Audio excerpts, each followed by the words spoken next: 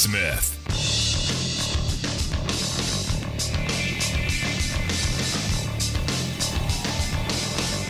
And welcome, brothers, sisters, working class heroes. This is The Rick Smith Show.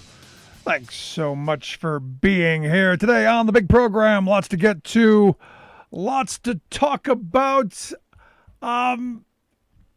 Today, Donald Trump was circling Mike Pence's house, kind of like his presidency is swirling down the drain.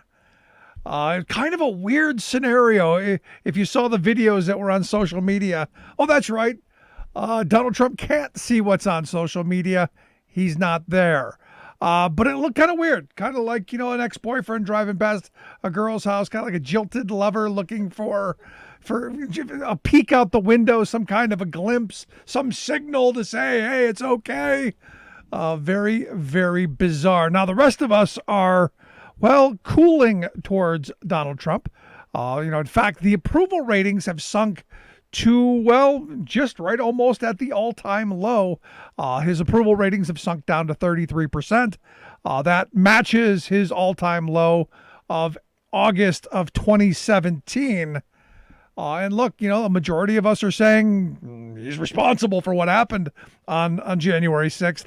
In fact, the Quinnipiac poll says 56% of voters say that the president is responsible. 42% don't hold them responsible. That's the base. Interestingly enough, the people who don't don't think he should be responsible for it still aren't fond of him either. 33% of us say 33% approval rating is pretty bad. It's almost, I think Nixon was 25% the day before he resigned. So we could get to those levels. Now, interestingly enough, 52% of us say he should go. He should be removed from office. 53% say he should resign. I find that interesting on the day that simultaneously the House Democrats call for Mike Pence to move forth on the 25th Amendment. And if he doesn't, and if there isn't the push towards Trump's resignation and the 25th Amendment, they have offered an article of impeachment saying, look, President Trump gravely endangered the security of the United States and its institutions of government. They go on to say he will remain a threat to national security, democracy, and the Constitution if allowed to remain in office. They have charged him with incitement of insurrection, which I gotta hope, I gotta think, should come with some jail time. Shouldn't something down the road? Now, obviously, I guess the big thing is it starts tomorrow. The Democrats are going to move forward. If the 25th Amendment thing isn't moving forward, Democrats can roll through this pretty quick. They can do the impeachment pretty quickly, get it over to the Senate. It's the Senate where everything's going to gum up because you've still got Senate Majority Mitch McConnell, who says that, probably the earliest that they can be gotten to on the hearing side of this, the trial could be held no earlier than January 19th. So the next day, he's out of office. So the argument is, and you already know this, we could just wait for the good of the country, for unity's sake. No. And I said this, the day it happened. I don't care if he's impeached at 11:59 on the 20th. I don't care if he's impeached on the 21st. History has to show there were consequences for this action. The American people have to see that there are consequences for one's actions. This is as a parent, first and foremost, telling my children that, there are consequences for your action. You do something, you're held accountable for it. Which is interesting to see going on across the country as the people who crashed into our Capitol and caused mayhem are now being arrested. And some of the videos are quite comical. And the level of, I've had some people say, it's their privilege. And yeah, it's their privilege because none of them actually thought anything would happen to them. They thought they'd be able to do whatever they wanted with immunity and there would be no consequences because we've got the no consequence president, right? Here's a guy who's gone his entire life and faced no consequences for his actions. And I got to be honest, I feel for Trump a little bit. I actually do. And I know it's probably because I'm one of those bleeding heart liberals who cares about people. I know it's terrible. It's a cross that I will bear. But I kind of feel for him because here he's in his 70s and he's never been told no. He's never had a negative consequence. So, you kind of got to feel sorry for him when he finally learns a lesson in his 70s. Now, Susan Collins, you may remember a year ago, or just about a year ago, said that, he learned his lesson from what was the not so perfect phone call that got him impeached the first time. You remember Susan Collins, who said, no, I'm not going to vote to impeach because I think he's learned his lesson. Yeah. Thank you, good people of Maine, for giving us that gem back. So, I kind of feel for him in that vein. I also go, for the good of the country and for the good of Donald Trump, we do need to hold him accountable. Now, what's interesting is the FBI is now telling us, where were you before? Where were you on January 5th when we needed you? But they're now saying that there are armed protests being planned all across the country. And look, I could have told you that, I don't know, on the 5th. And I'm not even at the FBI. I'm not in the Department of Homeland Security. I'm not attached to any law enforcement community whatsoever. But common sense and being able to read, especially on social media posts, because they haven't been quiet about any of this. They've been planning this stuff constantly. We had a whole bunch of exercises this past year of these right-wing groups showing up at state capitals armed, yelling and screaming and causing mayhem. None of this should come to a surprise to anyone. The only thing that should be surprising to us is that it's taken this long for violence and for death and for things really horrible like insurrection to happen. Just kind of throwing that out there.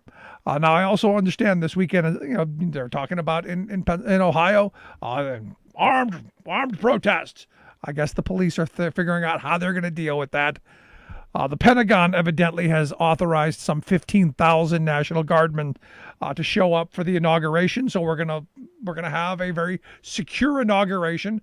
Now, granted, there aren't going to be many people there because of COVID and what's going on, but we will make sure that things are safe and secure. I guess the Washington Monument, and I guess most monuments will be shut down during this time because look, crazy people are out there. Now, as I said, I'm kind of laughing at and kind of amused by the right-wing shock and the outrage that's pointed at at corporate America, at their government, that at Trump, really. Honestly, there's a couple of videos of the crowd on the 6th chanting "Hang Mike Pence." So this is a crowd that's completely out of control. They have created this evil monster. They have created this Frankenstein, and now it's loose. And they can't figure out how to get Frankenstein back in the bottle. And guess what? They went too far, just a little too far. Now, corporate America's finally figured that out.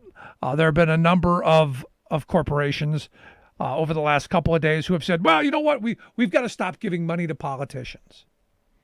And I've been saying we got to deal with corporate finance of our elections. I've been talking about that for years. We've got to get the money out of politics. But J.P. Morgan Chase and Goldman Sachs said that they're going to have a 6-month pause on any campaign cash going to campaigns for Democrats and Republicans. I think Facebook, BlackRock, Marriott, Dow said that they're going to hold back on some or all of their political contributions. And there are a number of places saying, well, we're just going to hold off. I think it was Marriott who said, we're just going to hold off on giving any money to those 147 Republicans, the ones that are, at this moment got the stink of sedition on them. They're going to hold back the money from that. Now, I do find it interesting listening to conservatives who have told us the wonders of the free market and how much they love corporate America, bashing this and also bashing Twitter and Facebook and all these social media platforms for being, anti-American and shutting down and censoring their free speech. And and again, I keep coming back to your free speech rights are between you and your government. Not between you and me, not between you and a private interest, you and your government. That's it. That's the line. That's the direct line. Everything else, not so much. And I had a question over the weekend when on one of our Q&A sessions that we do every other Sunday night, where someone said, well, we believe in free markets and free speech and individual liberty. How are we going to gain this back? And I said, look, I've never been an absolutist on any of those fronts. I don't believe you have absolute free speech. I don't believe we've ever had or should ever have absolute free markets. And I don't believe in absolute individual rights. All of them are races to the bottom where the moneyed interest and the powerful gain all the access and the rest of us are just killing each other for our small little piece of it. And, I got some interesting responses back on that, you don't know America. Yeah, okay, yeah. Evidently, you didn't read that little book that you love to wave around. But this is one of those moments where, as a country, maybe this is an educational opportunity. Maybe we got a chance to try and figure this out and to explain this. And maybe this is a way for us to fix our social media problems and our media and infrastructure problems. Because one of the stories that really caught my eye that I thought was just hysterical was Cumulus Media. Cumulus Media is an Atlanta-based corporation, radio giant. They own well over 400 stations around the country, many of them talk radio stations that will not carry a program like mine, but are just full of the Limbaughs and the Shapiros and the Boingo Boingos and the rest of them. Every right-wing blathering idiot out there, they've got their 100 plus stations, 200 stations, but not one that we could get on, because they're all formatted, all right-wing blather, all hate grievance radio top to bottom. And I find it amazing that on Wednesday, Cumulus Media sent out a memo to all of those hosts, all of the Boingo Boingos and all of the Levins and all the Shapiros and all of them saying, we need to help induce national calm now. Now, this is coming from the people who have really thrown folks the red meat and made billions of dollars off of making people angry and all bunched up in the panties. They said the company will not tolerate any suggestion that the election has not ended. The election has been resolved and there are no alternate acceptable paths. If you transgress, they say, this policy, you can expect to be separate from the company immediately. And I find it hysterical that the people who brought us January 6th are now saying, whoa. We need to introduce some calm.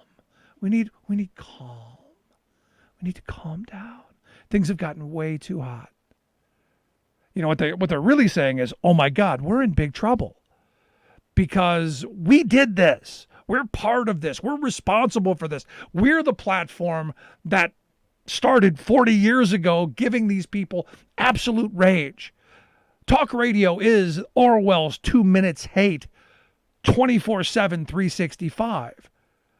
Right-wing talk radio has turned our fathers and grandfathers into raging lunatics, along with Fox News. But it was that start with Limbaugh and all of those people who saved AM radio by creating hate networks. And the hate was hate your government. Everything's wrong. It's the government's fault. And look, it's easy. Their message is think tank imagined, focus group approved. They've got it down. There's a kernel of reality in there and tons of rage. And for people whose lives haven't been getting better, for people who've been working really hard and not getting ahead, a generation who grew up believing that if you worked hard, played by the rules, you got ahead, and your life wasn't what you imagined it was going to be, this was your place to go and just rage out. This was your place to go and blame everybody for how bad things are, except the people who are really responsible. conservative ideology, Ronald Reagan, corporate America, the people who are funding all of this stuff. So I find it interesting in this moment that corporate America is going, whoa, whoa, whoa, we got to back up. National Association of Manufacturers saying he should resign. The Wall Street Journal, the newspaper of the investor class, saying he should resign. These are the people who funded all of these talk radio programs throughout the years. These are the people who funded all of the Fox News, all of the cable channels, all of these grassroots AstroTurf groups like Freedom Works and Americans for Prosperity, who've been spewing nothing but division and hate for decades. And now they want to back up and talk about unity. Now they want to back up and say, oh, well, whoa, whoa, whoa. We need to introduce national calm. We need to enhance our calm. I've got words for that. And all of them would get me in trouble with the FCC. At the end of the day, the only way that we move forward in this country is to take these organizations on. These platforms cannot continue to say things that are not true. And when Donald Trump got thrown off of Twitter and off of Facebook and off of all the social media platforms, everyone's screaming, censorship! There are terms of use. Evidently, we haven't used them for a long time, which is why a lot of people are calling for Section 230 to be thrown out of the Decency Act. I'm not horribly against it. I'm not against the idea of doing it. The problem is, once you throw it out, there'll never be another thing published that's going to get any reach, because these companies aren't going to open themselves up. And I'm a firm believer of, if you say something stupid, you should be responsible for it. And that's how we hold people accountable. Too long, the internet's allowed people to spew nonsense that really is blatantly false and meant to divide and meant to be wrong and to create the alternative facts. This is what think tanks have done. They've created this cesspool of alternative facts so that our right-wing politicians can go, see, alternative facts. We've created our cesspool so we can pull this garbage from. You want to really fix things? Fix how badly we lie to each other and how these corporations get away with it. Just my thought. Going to take a quick break. When we come back and talk impeachment with our good friend Renato Mariotti. Quick break. Right back. Stick around. There's nothing more American than workers standing up, and the union gives a voice to win. On the Rick Smith Show. I'm Rick Smith, and this is Labor History in 2. On this day in labor history, the year was 1937. That was the day the Battle of the Running Bulls occurred at GM's Fisher Plant No. 2 in Flint, Michigan. It marked the turning point in the Great Flint Sit-Down Strike. Company guards attempted to stop food deliveries to the strikers. When confronted, the guards cleared out and the food deliveries resumed.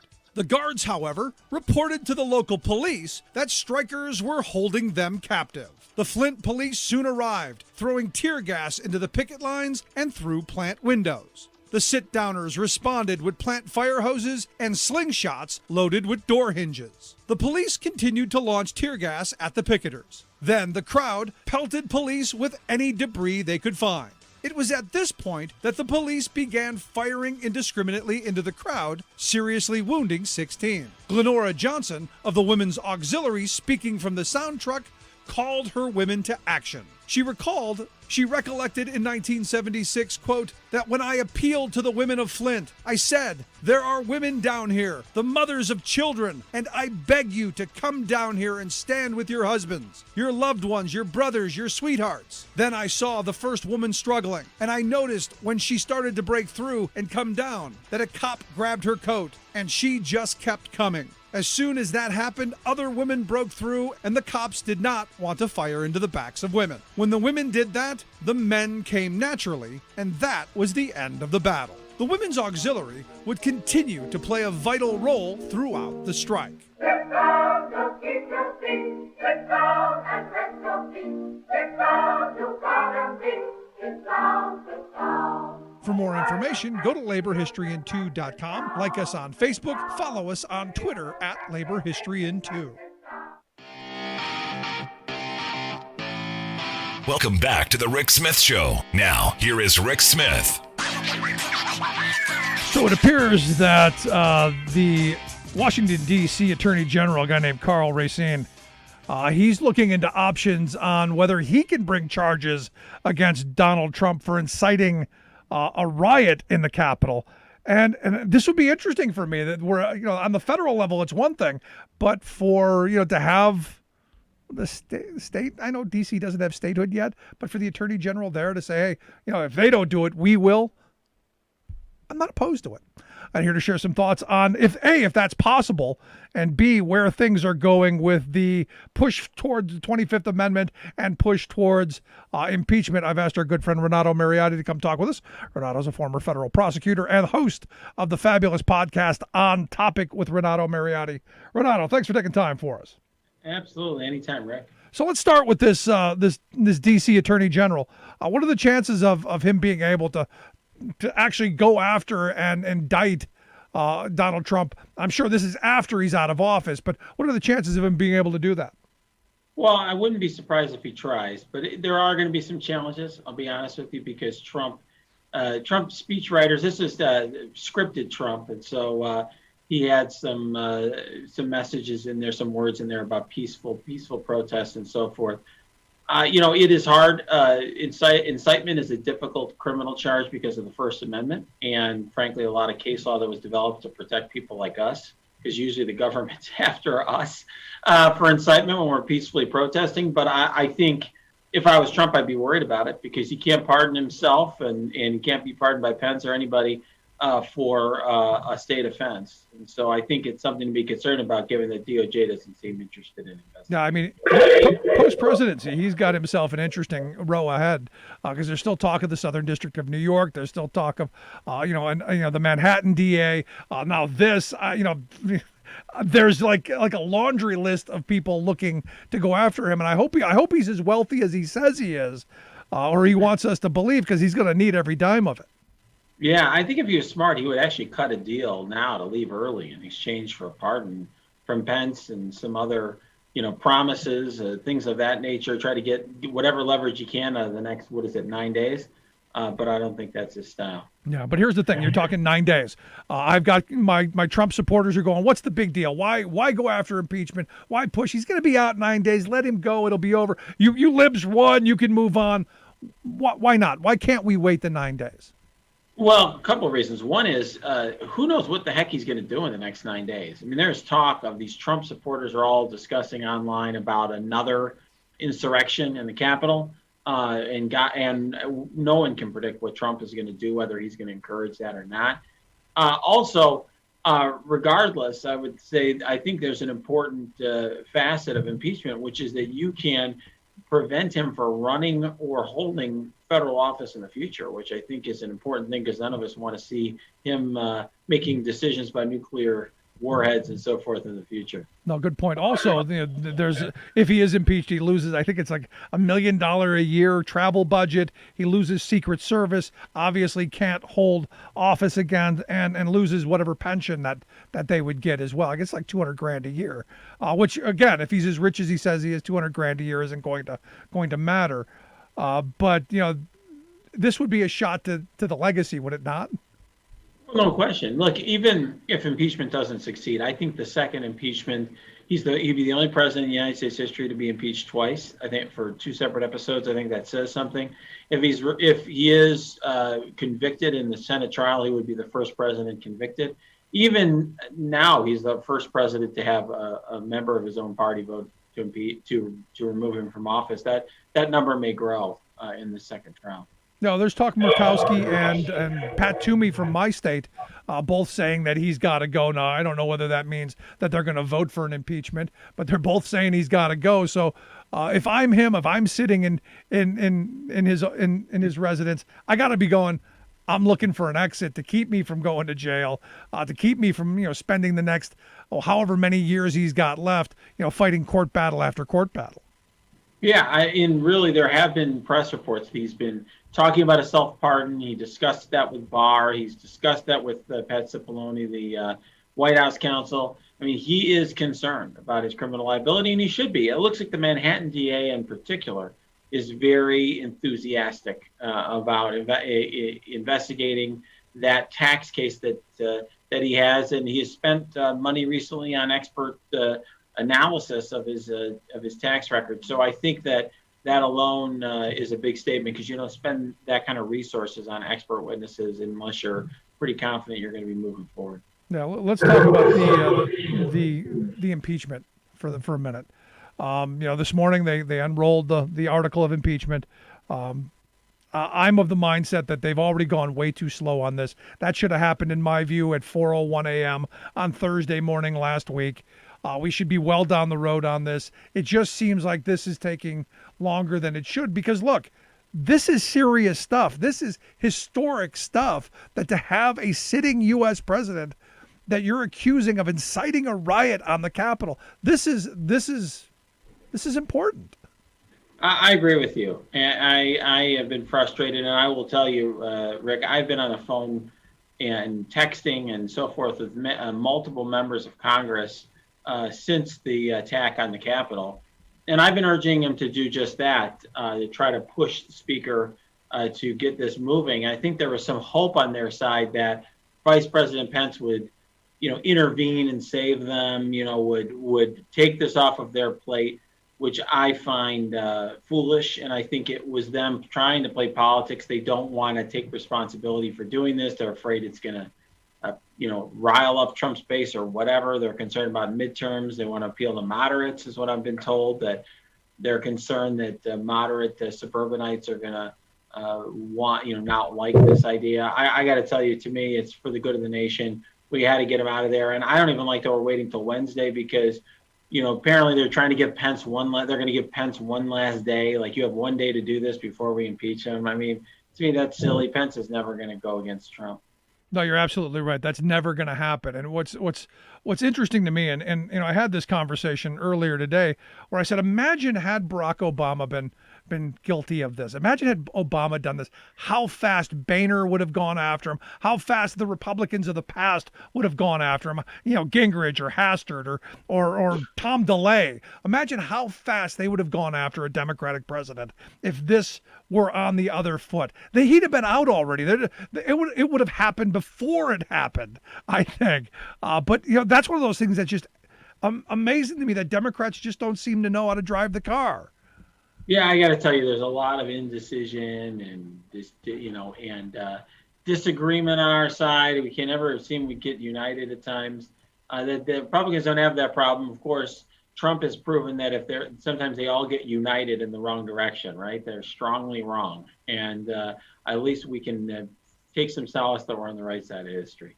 Yeah. Now let's walk a little bit through the 25th Amendment thing.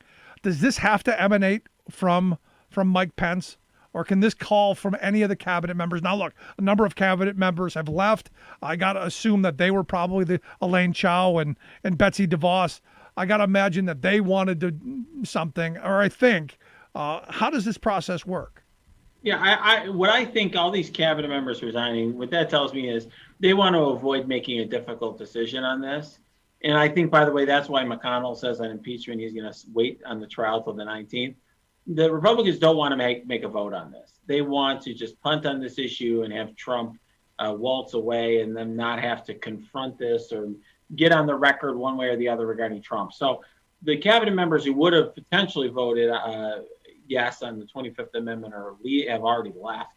And yeah, Pence would have to be on board. A majority of the cabinet would have to be on board. And then Trump would contest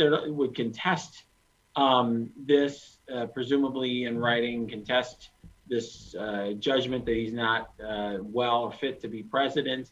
And there would be a period of time where Mike Pence would be acting president and would end up getting kicked to Congress. Ironically, the vote would be no better for us than, we might as well just go through with impeachment. We'd actually need more votes in the 25th Amendment. I think is purely, Pelosi and Schumer want this to be a bipartisan thing. And I think we all know now that that's not how the Republicans roll. No, that's never going to happen. And I'll tell you, I don't want the 25th Amendment. And I said this from the beginning, because first and foremost, it gives him a cop-out. It gives them to say, well, he's mentally diminished of some sort. There's got to be, as I understand it, there's got to be some some diminished capacity, correct? Right. So for Correct. me, this is giving him a cop out. He's not. There's no diminished capacity. This is what he's been talking about since he came down the escalator back in 2015. We were heading to this moment all along. There's no forgiveness and there's no cop out for me. Yeah, I agree, Rick. You mentioned you're a Pennsylvania native, and Pat Toomey's comments, I think, are emblematic of what you're talking about.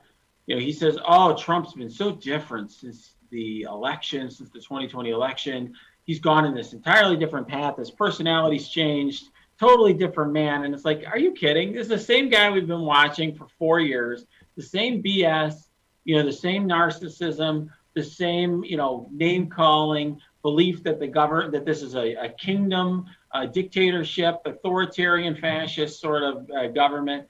That's who Donald Trump is. And these guys have been backing him for 4 years. And now, like Pontius Pilate, they're washing their hands of the blood that's on their hands from supporting this man for so long. No, it's crazy. And look, as I said, as a parent, first and foremost, any child, when they screw up, there've got to be consequences. If in my view, in order for us to move forward and heal as a country, there have to be consequences, not just for Trump, but all the way down the line. And I look at people like Rudy Giuliani and Sidney Powell and all of these people who are holding these kangaroo courts all around the country saying, oh, look at all this evidence we have, yet they brought nothing into a court of law and put their hand on the Bible and swore the stuff that they were telling us was the whole truth and nothing but the truth. So help them God, under threat of perjury. Those people have to be held accountable as well.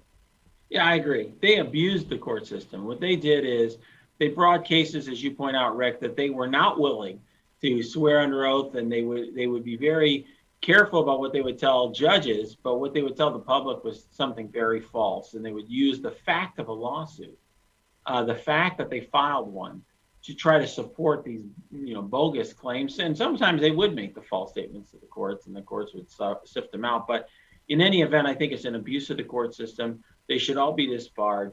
And they're a disgrace to the legal profession, and there has to be some consequences for the whole lot of them. And they know better. Sidney Powell, she is an attention seeker, and they're in league with these QAnon folks. And she and Giuliani are frankly, they are involved with these organizers of the events on the 6th. And I think they need to be part of that investigation to determine exactly what role they played in that insurrection. No, I mean, to steal a Trump frame, we need to drain the swamp.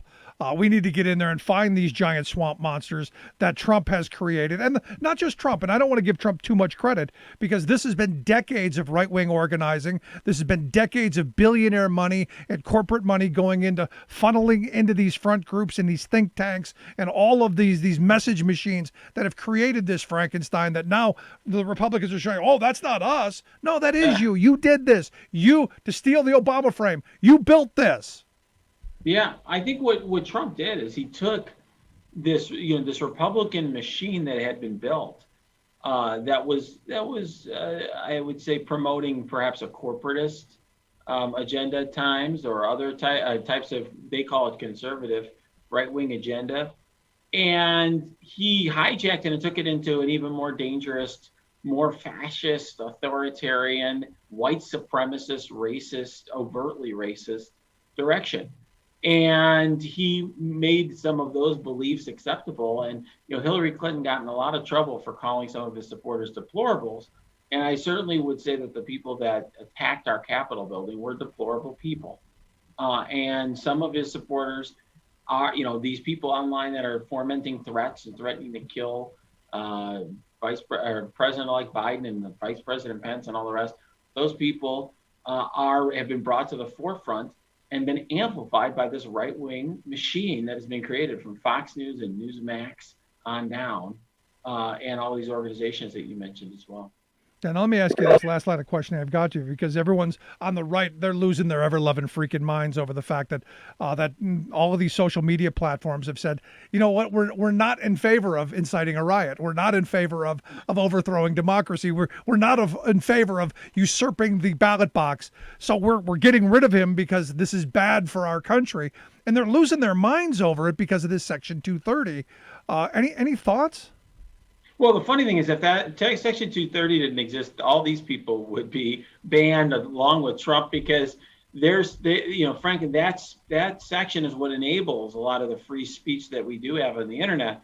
But look, I think it's funny that these so-called conservatives, I mean, they're not conservative at all. I hate using that phrase with these people because they're not actually conservative, but they call themselves conservatives. But this is an example of trying to regulate private businesses. I mean, essentially, private businesses are saying, we don't want to have anything to do with these traitors that are attacking our capital and fomenting violence. And I think that's a reasonable business decision. Okay, Amazon or Twitter can say, we don't want to have anything to do with these people, and they have a First Amendment right to do that. And these people are crying about it and saying that, well, that infringes their First Amendment rights. No, it doesn't. And you know what? Progressives like us, who've been thrown out of public squares or shopping malls or other places where we didn't have a permit or authority or this or that, we know that you don't always have a right to speak wherever you want to or on whatever platform you want to. And we just go around that and keep fighting and keep speaking.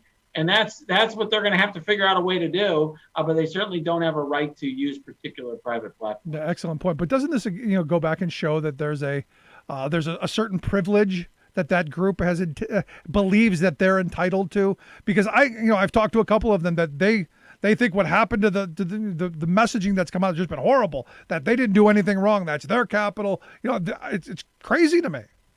Yeah, I agree. And one thing that is also crazy is you're seeing them all in turning themselves into the victims. The stories that they're leading right now on Fox News and in conservative Twitter and elsewhere, right-wing Twitter, is all about Parler and deplatforming and all of that. They're the victims, even though people died, even though our Capitol was attacked, even though there was literally a terrorist attack on the United States Capitol trying to overthrow our government and our election. These people are focused on this guy's Twitter feed. And frankly, one thing I think we've shown is there's almost like the Wizard of Oz. There's nothing behind the curtain with Trump. Once he doesn't have his Twitter feed, these people they're almost like they're like lemmings without a leader. They don't really know what direction to go and what their talking points are. He hasn't shown, despite being the president of the United States, he hasn't shown any sort of wherewithal to get his message out in a traditional fashion. Yeah. Or as David Frum said, if conservatives become convinced that they cannot win democratically, they will not abandon conservatism. They'll reject democracy, and that's what we're seeing. Renato, I appreciate the time. Great stuff as always, my friend. Thank you. Anytime. Our good friend Renato Mariotti. I'm going to take a quick break. Right back. Stick around. You're listening to The Rick Smith Show. For working people, come to talk. Remembering that united we bargain, divided we beg. Rick Smith.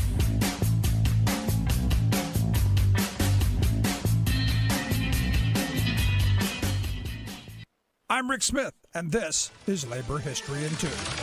On this day in labor history, the year was 1912. That was the day a strike launched one of the most iconic rallying cries of the U.S. labor movement. 20,000, mostly women workers, in the Lawrence, Massachusetts textile mills began what became known as the Bread and Roses Strike. Led by the industrial workers of the world, the strike was one of the most important events in the history of women workers. The phrase bread and roses had been used a year earlier by poet John Oppenheim. He published his poem in the American Magazine. His first verse read, "As we come marching, marching, in the beauty of the day, 1,000,000 darkened kitchens, 1,000 mill lofts gray, are touched with all the radiance that a sudden sun discloses, for the people hear us singing, bread and roses, bread and roses."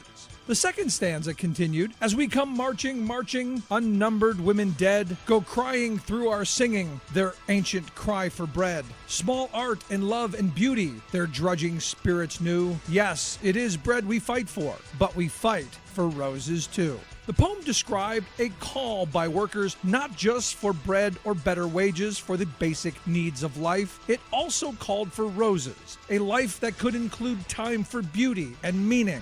In 1976, Mimi Farina, the sister of Joan Baez, put the lyrics to music. In 2000, a filmmaker used the title Bread and Roses for his story of unionization efforts of Mexican workers in Los Angeles. And for the past century, the image of bread and roses has continued to capture the imagination of working people standing up for their rights. As we come marching, marching, we bring the greater days.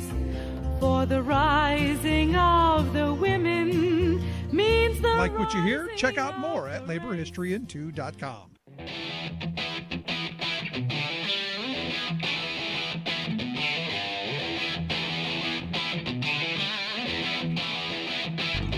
Welcome back to the Rick Smith Show. Now, here is Rick Smith.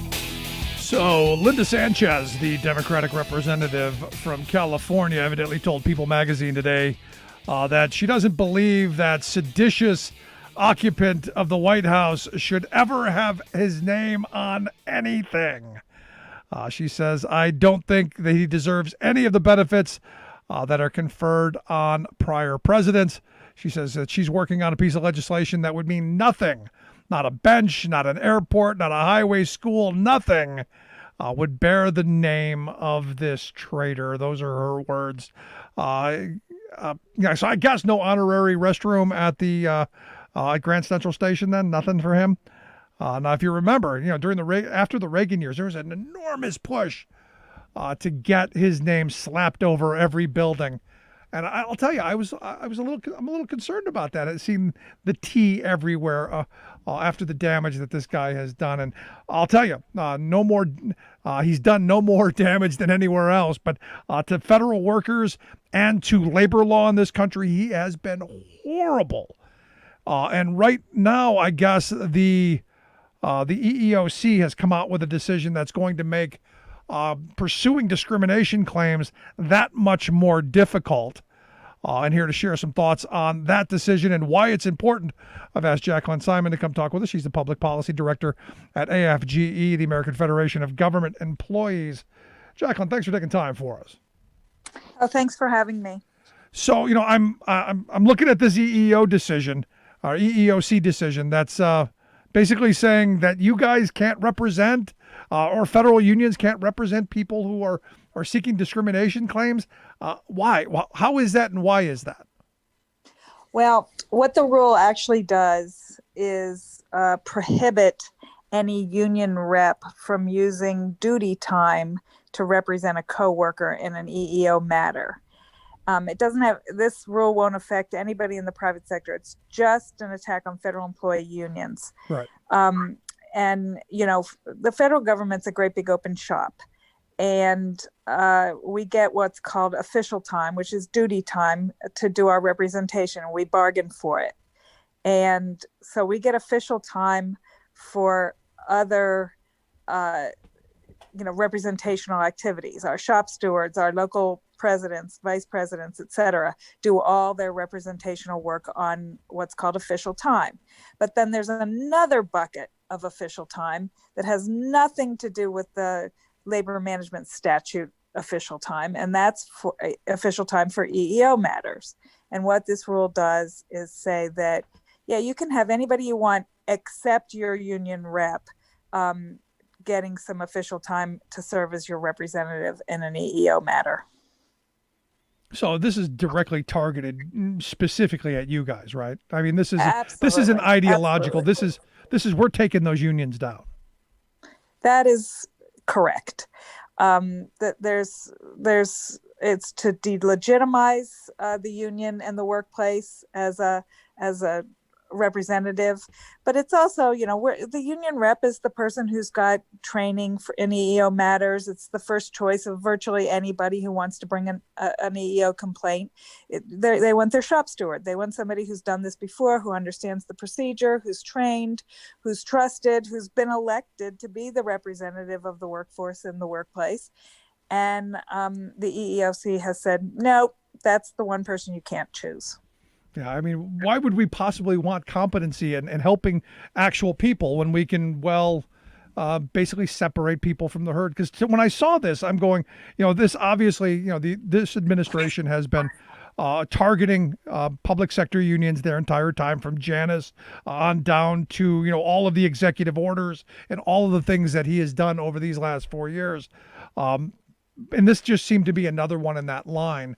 And look, honestly, I can't imagine that there are any more government employees that would ever vote for a Republican again, based just on what they've done on the labor front. Well, if they do, they're really stupid. I mean, I can't put it any clearer than that.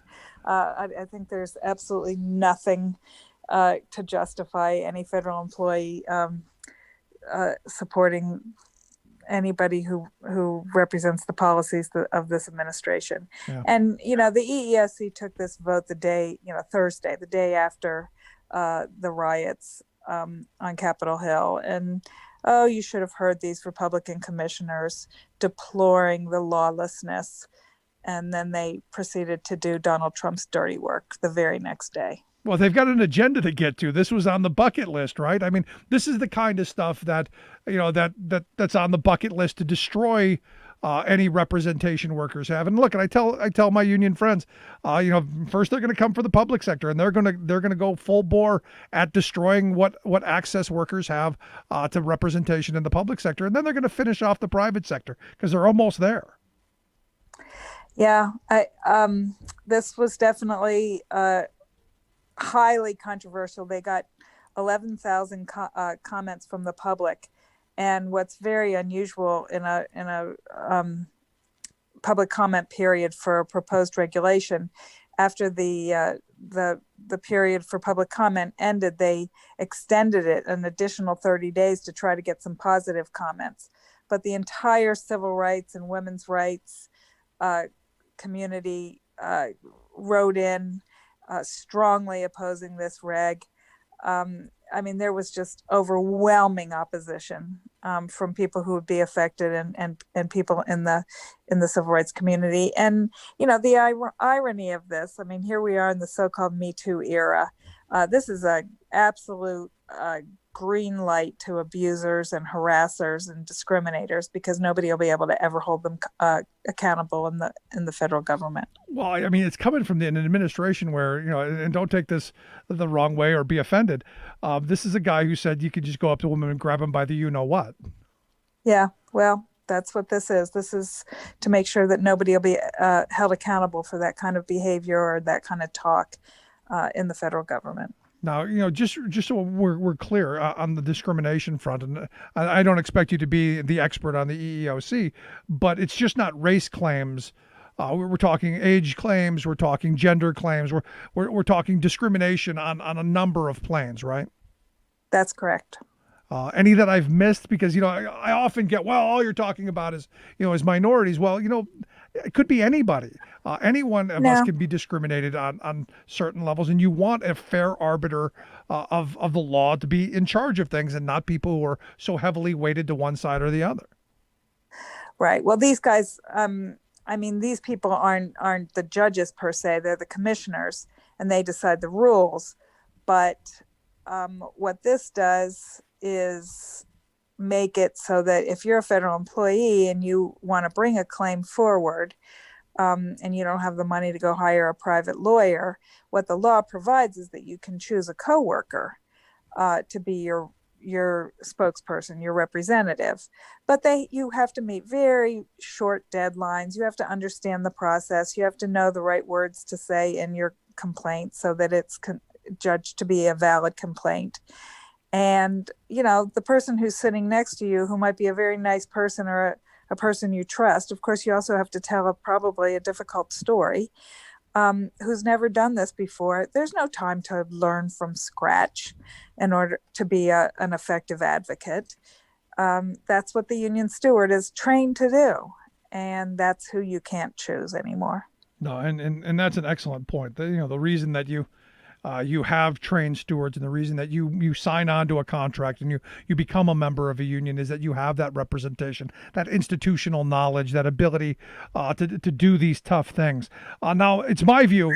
I guess the big question that I have is, how much of this can be undone? Can this be unraveled after January 20th? Now, I'm hoping when Joe Biden takes office, they call it Bloody Wednesday, as all of these horrible commissioners and all of these horrible board members, especially John Ring over at the NLRB, gets shown the door.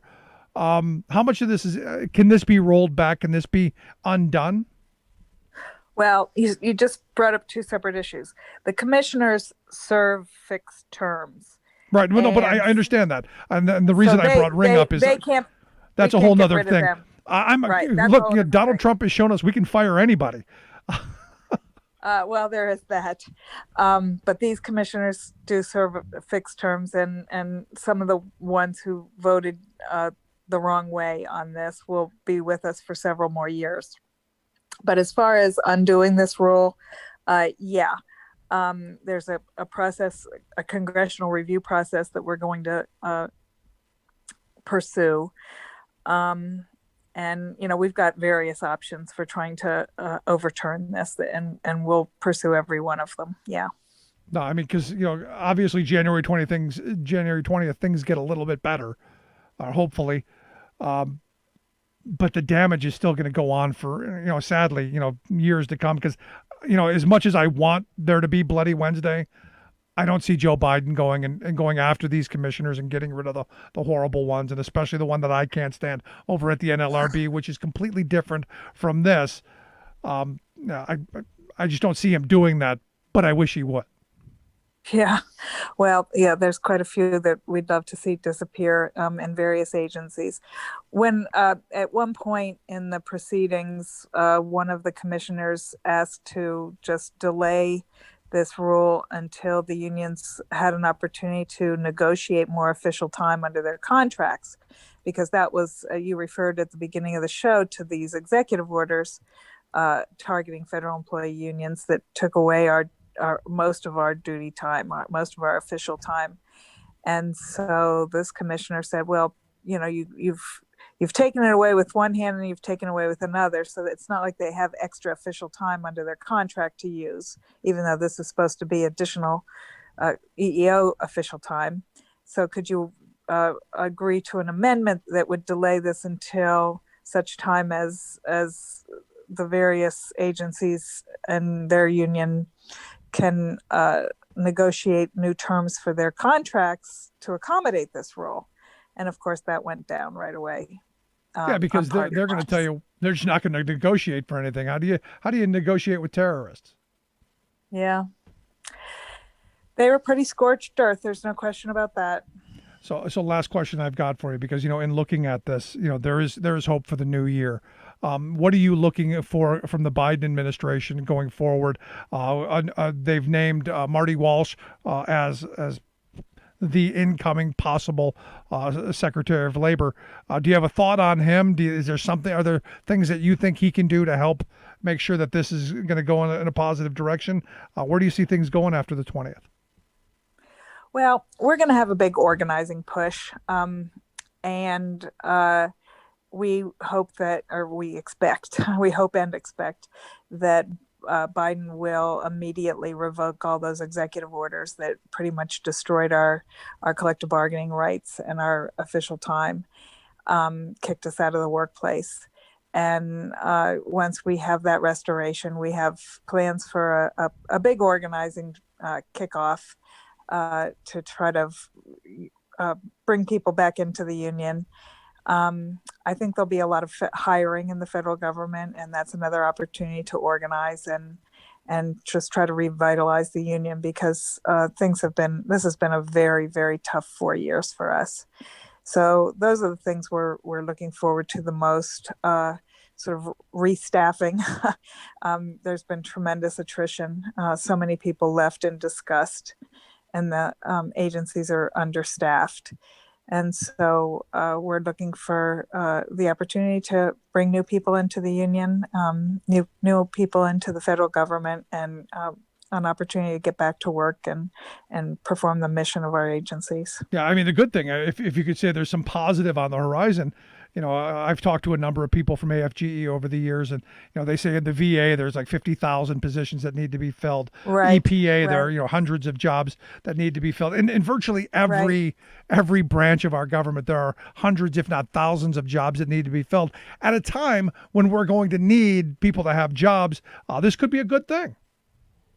Yeah, there's many agencies, and the two that you just cited are both crying out for more staff.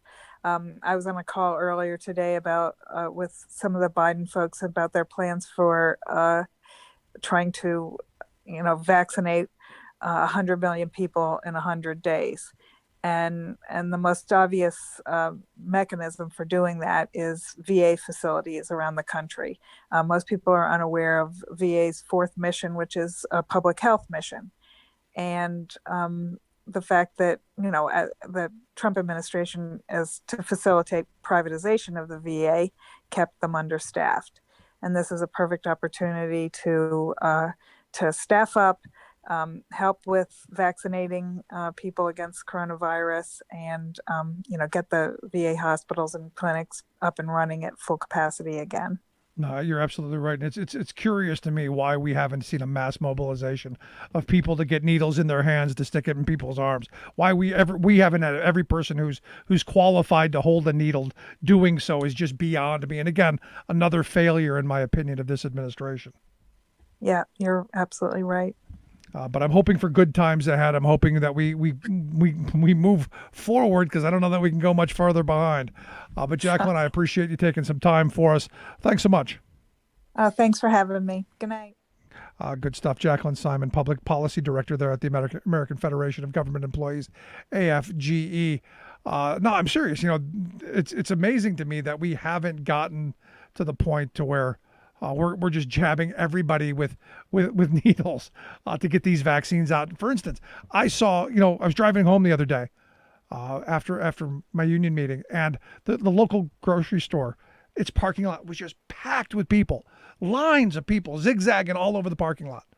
And my mind immediately went, hey, maybe this is a line to get the vaccine, because there's a drugstore right next to the supermarket. And I'm going, wow, maybe this is maybe they've finally decided to do something to get the vaccine out, and people are finally. No, I was sorely mistaken. It was people who were lining up to get milkshakes because they're not doing a farm show here in Pennsylvania or here in Harrisburg over the winter, and everybody goes to the farm show for the milkshakes. And evidently, people were willing to brave hours-long lines,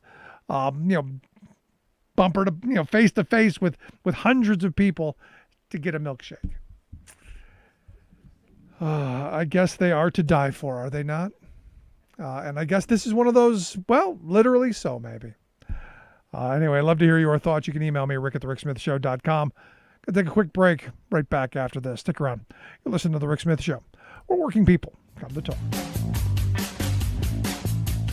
Remembering that united we bargain, divided we beg.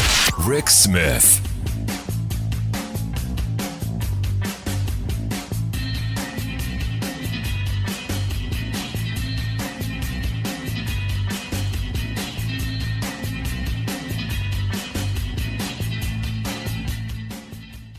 I'm Rick Smith, and this is Labor History in 2.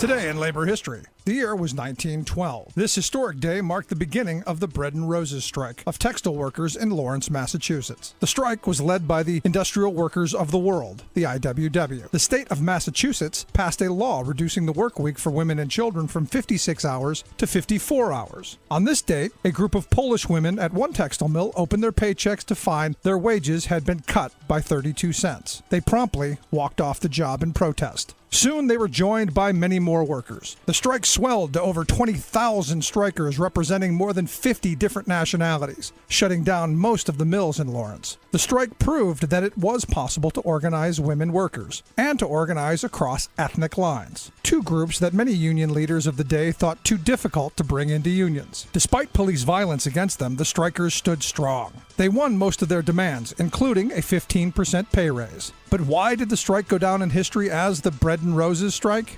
The line fittingly came from a woman named Rose. In 1912, Rose Schneiderman, a labor leader and suffragist, said, "What the women who labor wants is the right to live, not simply exist. The right to life as the rich woman has the right to life. And the sun and music and art. You have nothing that the humblest worker has not a right to have also. The worker must have bread, but she must have roses too." Them again. Our lives shall not be sweated from birth until life closes. Hearts starve as well as bodies. Give us bread, but give us roses. Labor History in 2 brought to you by the Illinois Labor History Society and The Rick Smith Show. For more information, go to laborhistoryin2.com, like us on Facebook, and follow us on the Twitters at Labor History in 2. What's wrong with people? Has the savagery and raw animal hatred within the human species finally come out of the darkness to devour our society? Fanatics in MAGA caps rabidly cheering a tyrannical, lying, insane president? Gangs of Proud Boys beating protesters whose politics they dislike? Wackadoodle extremists promoting the group hallucination that Nancy Pelosi is leading a fiendish Democratic cabal of child sex traffickers? But is that really who we are? Given the media and political focus on all things awful about people, you would think so. But consider a couple of little-discussed truths about humanity that might help all of us step back from hopelessness and push ahead in our political work with a fresh perspective on what is possible. Warning, these truths are so contrary to present-day conventional thinking of what is possible that when some people are first exposed, their brains whiplash. So brace yourself. Here goes. Truth number 1. Most people are fundamentally fair-minded, kind, and generous. Truth number 2.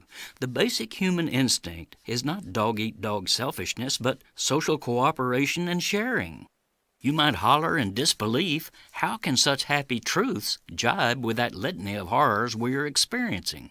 Well, although there are obvious exceptions to the rule, decades of behavioral studies have by and large produced the same finding.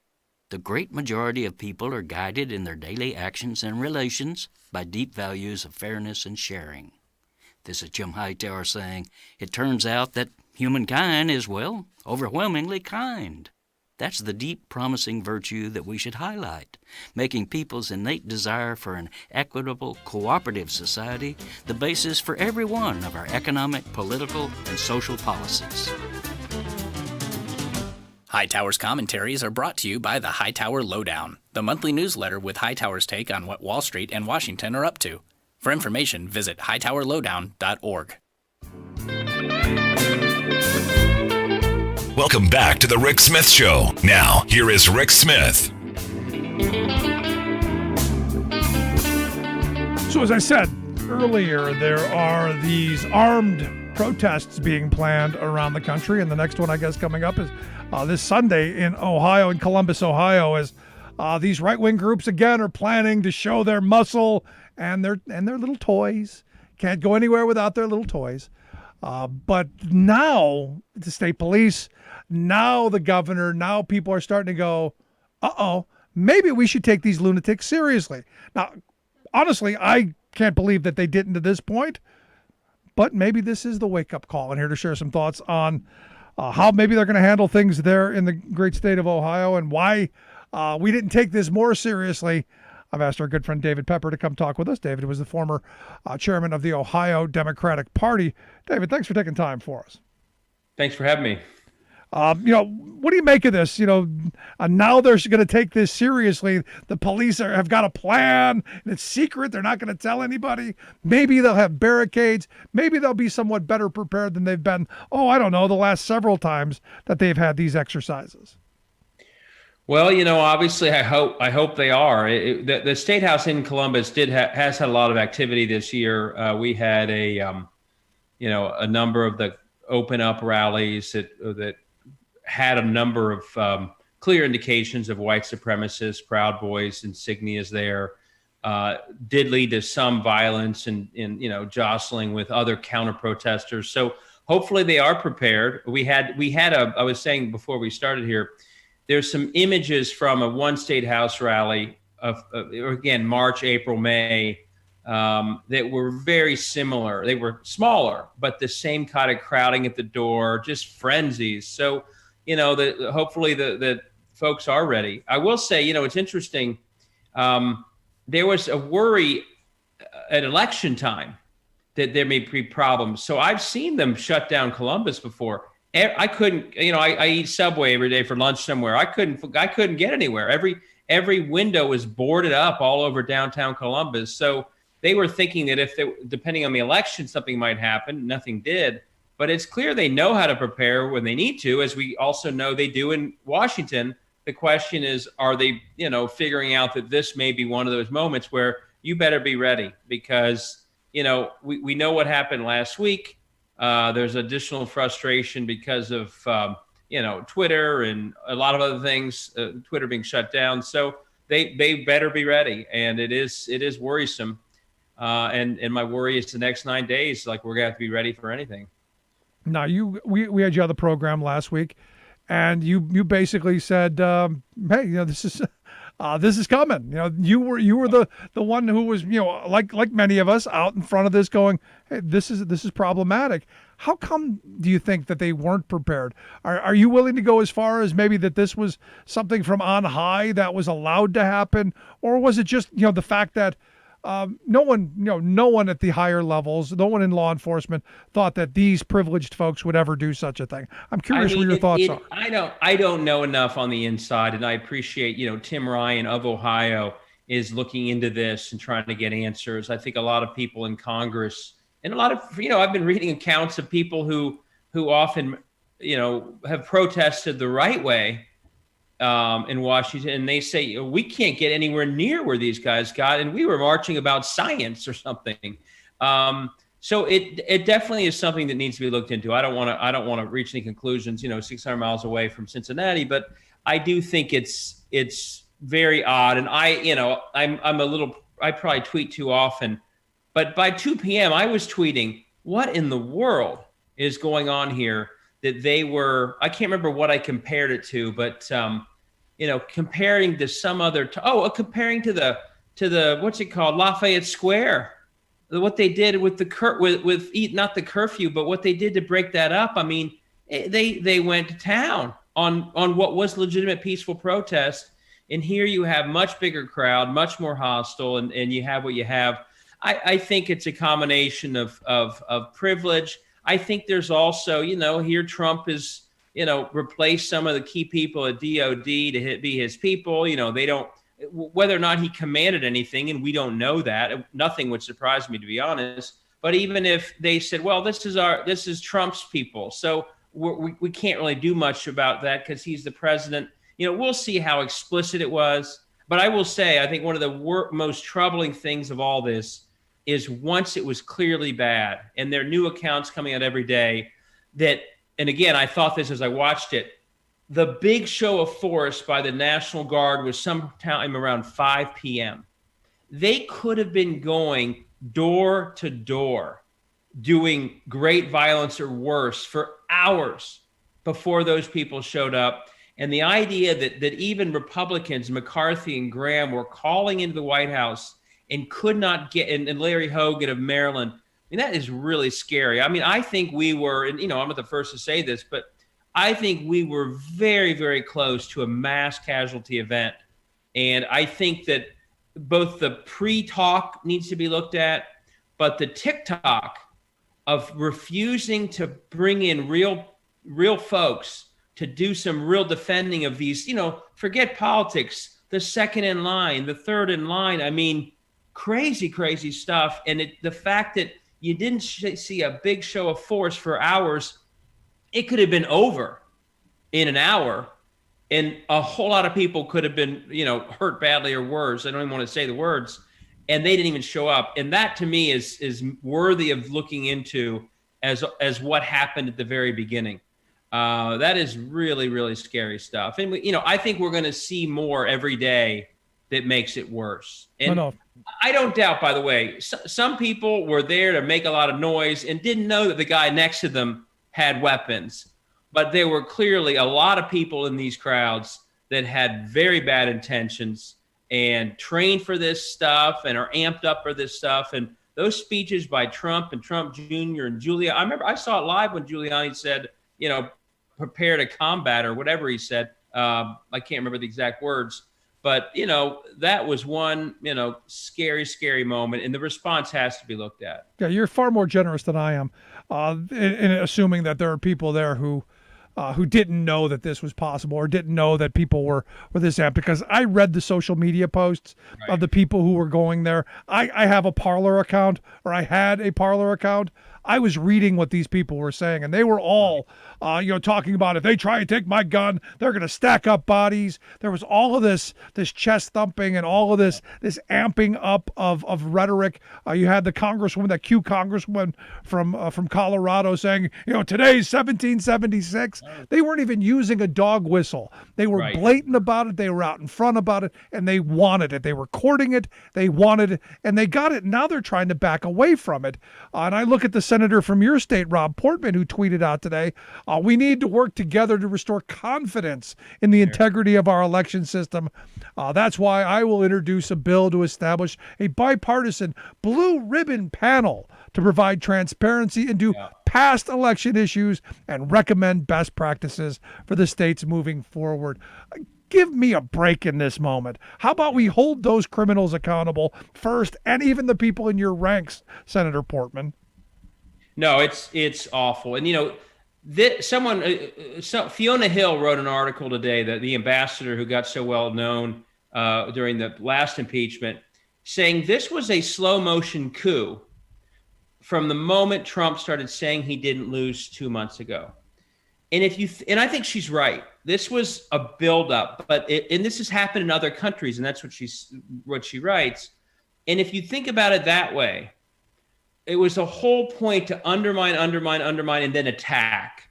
And that means the Rob Portmans of the world, by not saying it was a lie from the beginning, by letting it wallow, by letting it fester, they were all part of sort of bolstering the environment that was essentially an attempt to not have a transition of power. And so for Portman, days after this, to still be putting out there, the need for a commission because he's suggesting that there must have been something wrong with the election, instead of saying, finally, it's a lie, the election's over, Trump lost. That's what these Republicans need to be saying. And frankly, they need to say, and I regret that I did not say it on November, maybe not the 3rd, but once those votes came in a few days later, anyone who wasn't saying it's pretty much over was contributing to an environment that was essentially a slow rolling coup, with January 6th being the big day. So Portman's a disgrace. And he's one of these guys, he wants to seem reasonable, but it's the reasonable ones that are allowing their credibility to cover over the lie. When some crazy, right-winger says it, a lot of other people dismiss it, but Portman and a few others, who want to trade on their, they're a little more civilized, or they like to think they are, when they contribute to the lie, we need a blue ribbon panel. This is them taking a more respected name and using it to bolster the lie. So in many ways, it's worse. Rob Portman of Ohio epitomizes what has happened to the Republican Party. No, I absolutely agree. He's never stood up, ever. He lied about Ukraine. He said Lafayette Square was a curfew enforcement, which was a lie. It was the curfew hadn't even been, the time hadn't been hit yet. He now is saying, he literally dangled out that fraud happened only a few days ago. And now he's still talking about that commission. These guys like him are the ones who are literally papering over for Donald Trump with a much more civilized face. And it's awful. And, it is. Guys like him are as much a contributor to this as the ones that get more famous because they're a little more crazy about it. No, I'm with you. And I often ask, which is more dangerous?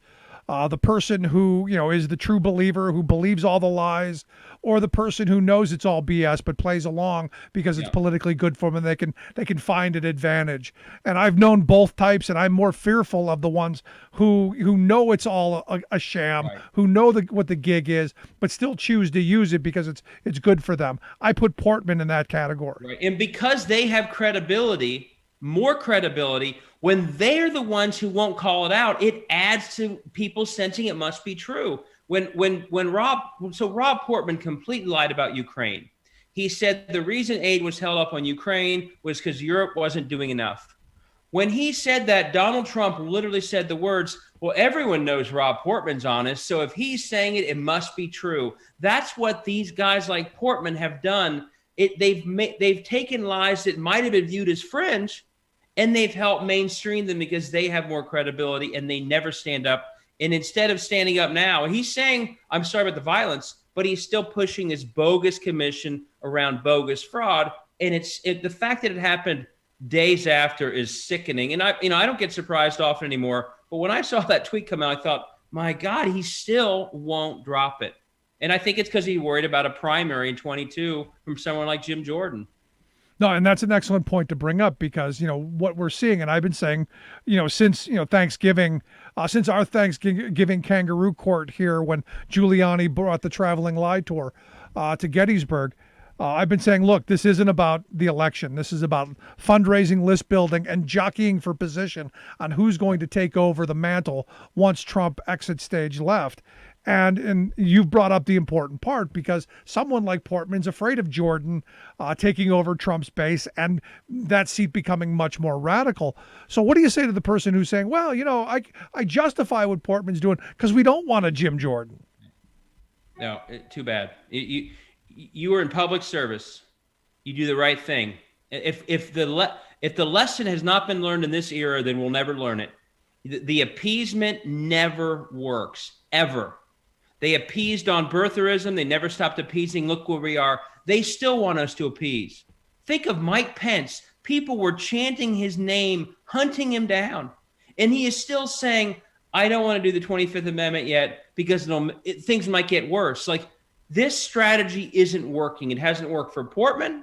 It hasn't worked for Pence. It hasn't worked for any of them. They've lost their party. They've lost the House. They've lost the Senate. And we've come damn close to losing our country. And so I just have no patience for I worry about that. Sorry.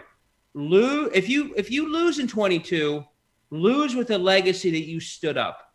And nothing else matters. And winning by giving away your soul is just not worth it. And by the way, I look at people like Cory Gardner and Sally, the Arizona senator who lost twice.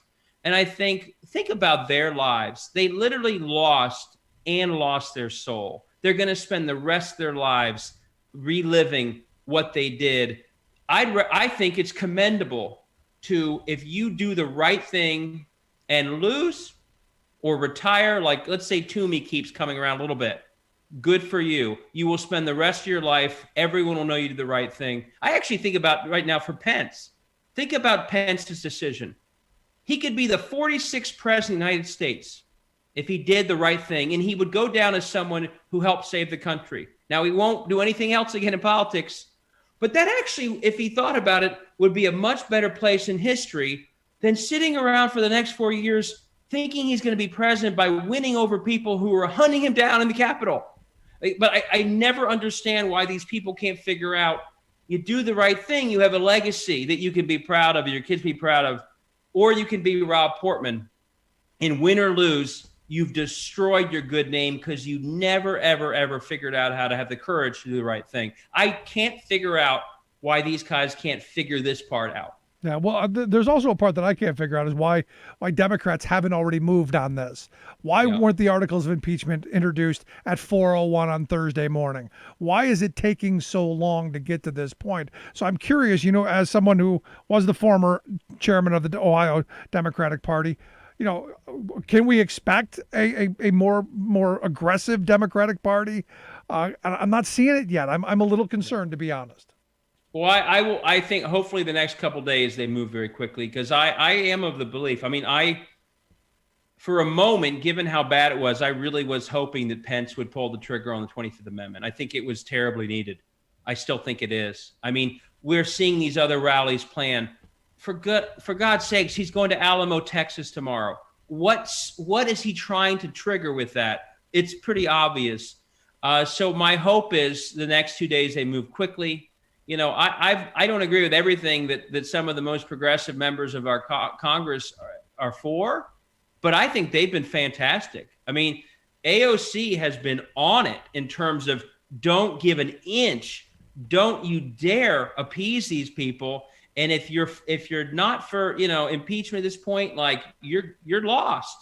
And so I think that there have been people pushing forcefully. And I think in this case, they've helped make sure it doesn't get lost. I have no patience for this. Well, it's going to, it'll get in the way of things. And no, this is so much bigger than anything else. I wish it weren't.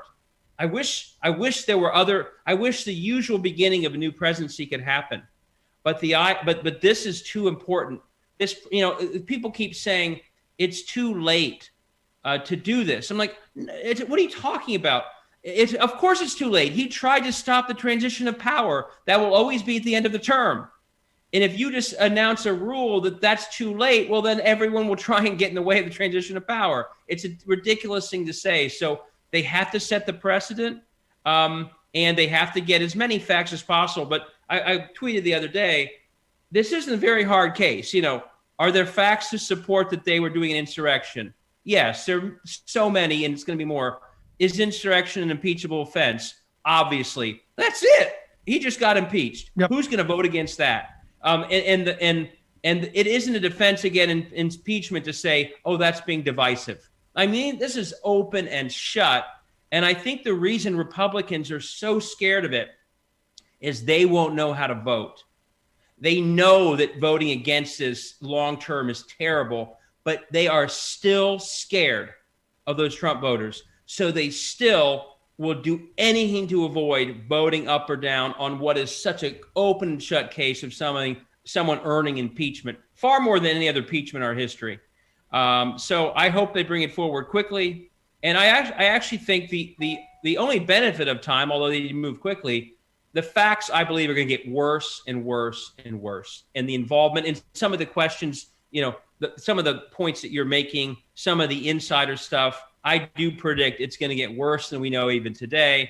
And so the only benefit of time going by is I think voting against will get harder and harder because it's going to look so egregious and so much close to being a mass casualty event than I think we realize even now. Yeah, we'll see how it plays out and especially the next couple of days. David, I appreciate you taking some time for us. Always great talking with you, my friend. Good as well. Take care. Good stuff. David Pepper, former chairman of the Ohio Democratic Party. Love to hear your thoughts. You can email me, rick@thericksmithshow.com. Quick break, right back. Stick around. You're listening to The Rick Smith Show.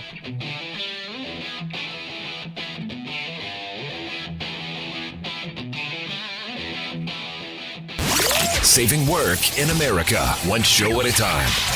The Rick Smith Show.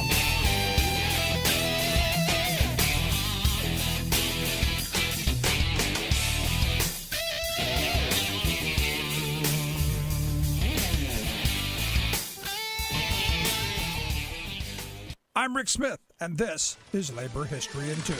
On this day in labor history, the year was 1937. That was the day the Battle of the Running Bulls occurred at GM's Fisher Plant No. 2 in Flint, Michigan. It marked the turning point in the Great Flint Sit-Down Strike. Company guards attempted to stop food deliveries to the strikers. When confronted, the guards cleared out and the food deliveries resumed.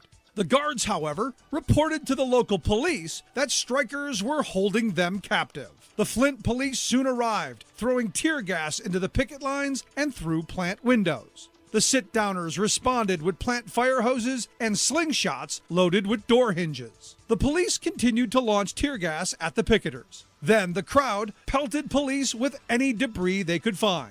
It was at this point that the police began firing indiscriminately into the crowd, seriously wounding 16. Glenora Johnson of the Women's Auxiliary, speaking from the sound truck, called her women to action. She recollected in 1976, quote, that when I appealed to the women of Flint, I said, there are women down here, the mothers of children, and I beg you to come down here and stand with your husbands, your loved ones, your brothers, your sweethearts. Then I saw the first woman struggling, and I noticed when she started to break through and come down that a cop grabbed her coat, and she just kept coming. As soon as that happened, other women broke through, and the cops did not want to fire into the backs of women. When the women did that, the men came naturally, and that was the end of the battle. The Women's Auxiliary would continue to play a vital role throughout the strike. Sit down, you keep your seat. Sit down and rest your feet. Sit down, you gotta be. Sit down, sit down. For more information, go to laborhistoryin2.com. Like us on Facebook. Follow us on Twitter at laborhistoryin2. Welcome back to the Rick Smith Show. Now, here is Rick Smith.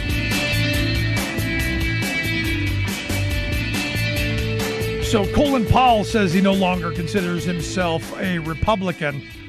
I find that interesting, but he says they did, and that's why I'm no longer call myself a Republican.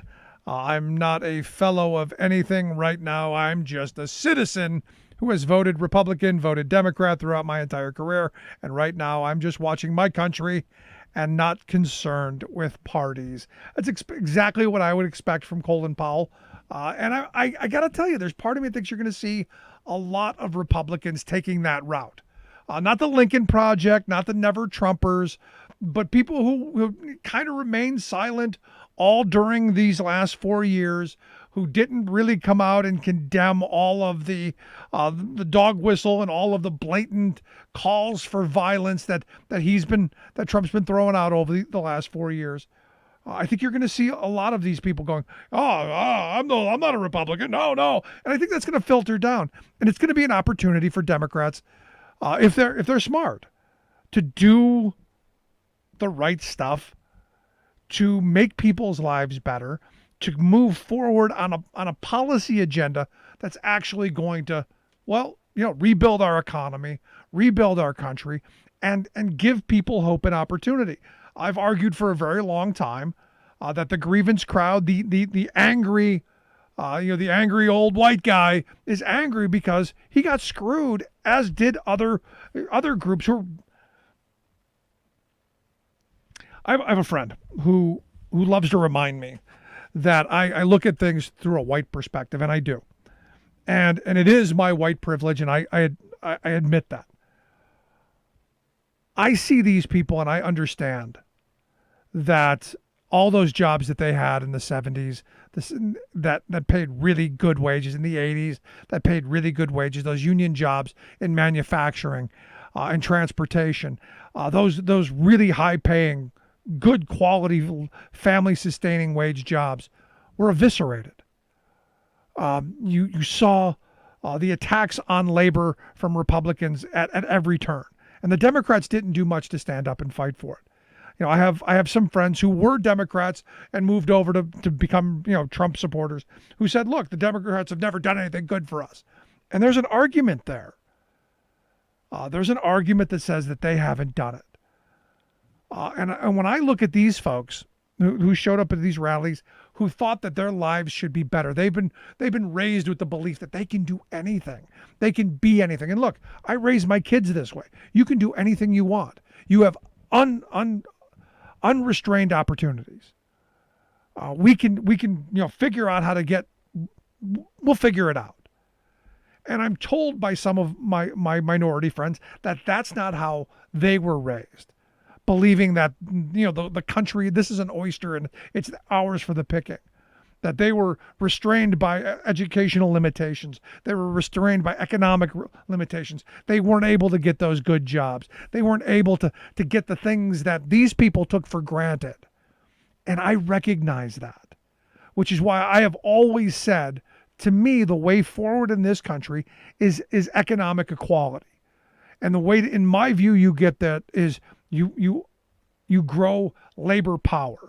You grow organizing power and get people to be able to fight for better wages, hours, conditions, to have contracts that says it doesn't matter who's doing that job. Everyone makes the same. Everyone makes a publicly wage with good benefits and good health care and all of that stuff, as I've enjoyed throughout my entire work life. Where we're always divided is on these issues of race and gender. And I'm saying how we need to figure out quickly, and Democrats have to figure this out, how to pull those things together and make those opportunities possible. All of this craziness tamps down when people see a future. The sad reality is a lot of these folks, they see their future diminishing. They've been told for so long by right-wing radio and Fox News and Newsmax and all of these other outlets that the others are coming for you and they're going to take what's yours. MS-13 is going to live next door and you're going to pay them Section 8 housing to do it. They've been hammered with this. They've internalized it. They believe it. So what Democrats have to do, what leadership has to do, is make everybody's lives better. And through action, through deeds, not just words, but actually doing something. And that means pushing a policy agenda. My fear is Joe Manchin doesn't allow the filibuster to go away. The filibuster has to go away right now. Got to go. We've got to push policy.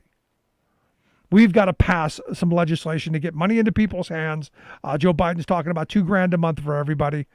Also, or $2,000 for everybody after the 20th. Talking about a jobs program, talking about infrastructure, talking about getting everyone vaccinated. We've got to make lives better and quickly. You got about a year to do it. Got about a year. That's it. Second year is getting ready for the midterms, and the midterms could possibly be a bloodbath if you don't pass a policy agenda that people are going to go, hey, this is making things better. This is going to help me support my kids, put food on the table, take care of my elderly parents, help us plan for retirement, give us a future. They got about a year of doing that. And if we can't get some actual policy pushed through, gonna be a very short year. And it's gonna be a very short time that the Democrats control things, and we're gonna just be mired in this kind of stagnant water, where all the horrible things happen, and this kind of anger and this kind of hatred festers and grows. So going to be interesting to see where this plays out. I'm going to take a quick break. When we come back, our good friend Bob Ney is going to be here to share some thoughts on. I got a couple emails on the Capitol Police on on what they can, what they can't do, what they should have done, what they shouldn't do. Bob, during his time in Congress, was the guy who headed up the Capitol Police.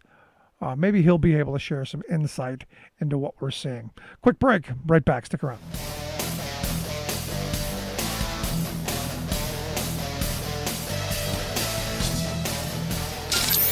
Waving the flag of freedom for people, not corporations.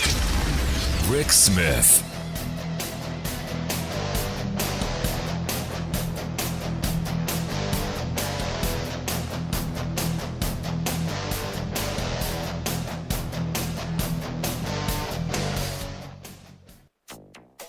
Every day I'm in the United States Senate, I will fight for you. I will fight for your family. But let me tell you this. There is no doubt that this is already a victory for the ages. Democrats win majority in U.S. Senate, paving the way for climate legislation. Trump administration, amid attempted coup, auctions off drilling rights in the Arctic National Wildlife Refuge. Plus, Britain achieves new record in offshore wind energy generation. All of those achievements and more straight ahead. From BradBlog.com, I'm Brad Friedman. And I'm Desi Doyen. Stand by for 6 minutes of independent green news, politics, analysis, and snarky comment. So showerheads, you take... Nope, shut up. You're out. You're not welcome here anymore, insurrectionist. This is our Green News Report. Okay, Desi Doyen, do you think we can get through the rest of Donald Trump's term without having to play any more Donald Trump on the Green News Report? I hope so. I think you will be richly rewarded if so.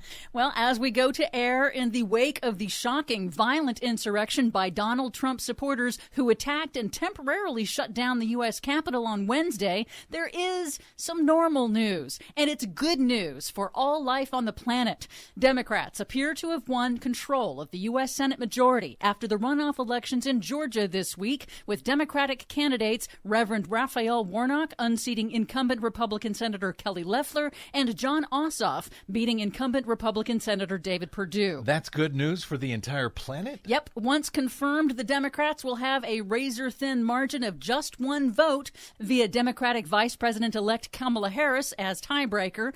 Majorities in both houses of Congress are crucial to reversing Donald Trump's and Republican Republicans' attacks on the environment and public health and will enable the incoming Biden administration to pass aggressive climate legislation. However, with such a narrow Senate majority, conservative Democratic senators like Joe Manchin of the coal state of West Virginia will hold enormous power. Manchin will be the chair of the key Senate committee responsible for advancing any climate-related legislation. Oh, my God. Really? Yep. And that makes Joe Manchin, if this is important news for the entire world, that makes Joe Manchin the most important man in the entire world.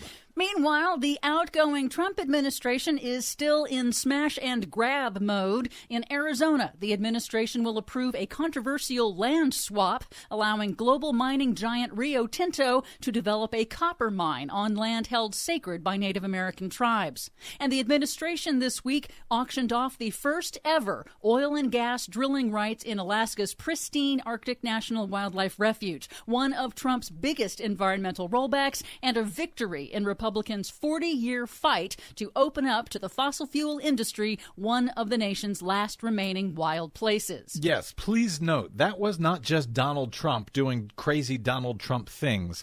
That was something Republicans have been trying to do for decades to despoil the Alaskan wilderness on behalf of oil companies. But in a stunning setback on Wednesday, the lease sale was a flop. What? Attracting just 3 bidders. And it raised just $14 million, a minuscule fraction of the revenue that Republicans projected as an offset to justify their 2017 tax cut for the rich. It's as if oil companies don't want to drill for oil anymore for some reason. Now, of course, the incoming Biden administration can repeal these rules in coming months and years. However, with majorities in both houses of Congress, Democrats can utilize the Congressional Review Act to vote to rescind Trump administration rules, rollbacks, and guidances that were finalized in the last 6 months using a simple majority. No filibuster allowed. That is huge news. I think it's a law put in place by Republicans who will now be hoisted on their own petard. In other news, in Michigan, a federal judge has invalidated a key wetlands permit for a proposed open-pit mine in the Upper Peninsula. And in a twist, the state agency that granted the permit 2 years ago said this week it agrees with the judge's ruling.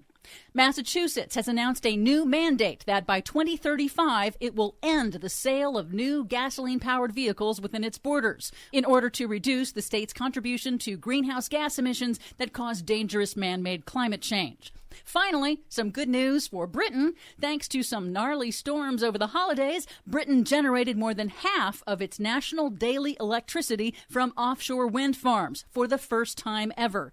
The UK government says the country is headed for, quote, its greenest year on record. In a dark week, that is a lot of surprisingly bright news.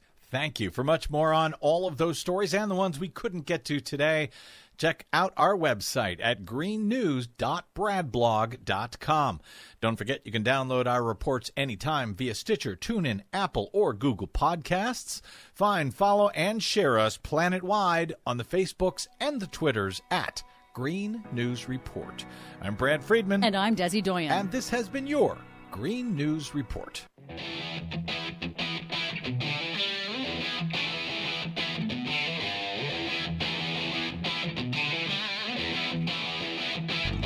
Welcome back to the Rick Smith Show. Now, here is Rick Smith. So evidently, 75-year-old cancer survivor, Congresswoman Bonnie Watson Coleman, says she has tested positive for the coronavirus and claims that she got it while sheltering in place during the uprising, the insurrection, the invasion of our nation's capital while she was being held in the undisclosed location with a bunch of other representatives who refused to wear a mask. Somebody among them evidently was infected, and she's saying that now she has it. She's doing well, resting at home, experiencing mild symptoms. She says, good spirits, all of that, and still doing work. But hey, thanks for all you nitwits while we were in that room together, sequestered, for not wearing the mask. Thanks for not caring about yourself or others. Sad stuff. Anyway, here to share some thoughts on the big news of the day, our good friend, former Ohio Congressman and political analyst Bob Ney. Bob, thanks for taking time for us. Oh, thank you, Rick. I want to start off with your level of expertise. Got an email today from somebody who, angry as can be at the Capitol Police and the chief in particular, whom he called a bald-faced liar. He claims that he doesn't. Evidently, this is what the email said. The chief claims he needed permission of the sergeant of arms to call for backup by the National Guard. He's saying that you don't need that permission. The chief could have done this, and that this was the lie. Does the chief of the police, of the Capitol Police, have the ability to do that without the sergeant of arms? No, he actually would need the sergeant of arms to do that. He could do it, but it most likely would not be approved unless the sergeant of arms does it. The way it runs, you have a captain. Above that is the chief. Above the chief is twofold: sergeant of arms of the House, sergeant of arms of the Senate. Above the sergeant of arms of the House is Zoe Lofgren, who is chairwoman of House Administration, and then the Speaker. That's the pecking order of the authority at Capitol Hill. So, yeah, a chief of police. Now he states that 6 times he called for this, that he's called for that, and at some point in time, if that's true, I mean, I don't know if it is, but if it's true, it would be on record, I would assume, somewhere. But he actually could be overridden or ignored by the sergeant of arms of either chamber or both. So this could, by him saying this, he's basically covering his behind, and maybe properly so, right? Yes, I mean, look, I don't know. He could have went public with it, but that's not how it works, internally. But I read that article myself, and I thought, okay, why would his superiors not agree with him? It's very, very interesting. The explanation is, well, the perception of this, or the way it would look, or the the National Guard. I mean, there were a lot of really empty reasons. But I would say that he would need the authority of the sergeant of arms to do such a thing. When we evacuated the Capitol, the assistant sergeant of arms called me on the phone, and we talked about evacuating the Capitol.